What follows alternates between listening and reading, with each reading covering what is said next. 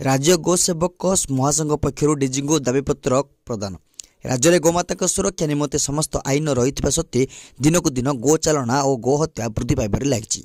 शताधिक हिंदू संगठन गोमाता सुरक्षा उद्देश्य कार्य करुले कौन सुफल मिल पारना।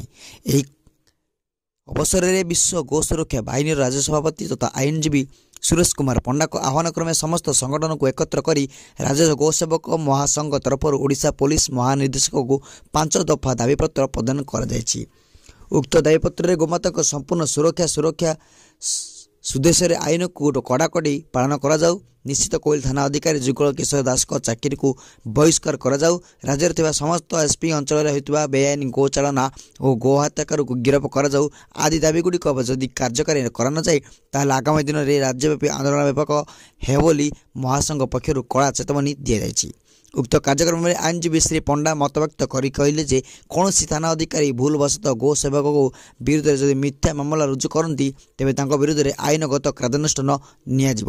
उक्त कार्यक्रम में शरत कुमार परिडा, भगवत साहू, प्रदीप कुमार साहिदार, सुकांत महापात्र, सुकांत कुमार नायक, सूर्यकांत दास, शिवज्योति पंडा, सिपुन महांती, संजीव सामल, स्वागतिक नायक, वामदेव मिश्र, शिवाजी पट्टनायक और रूपेश नायक समेत बहु कर्मकर्ता माने जोग देथिले।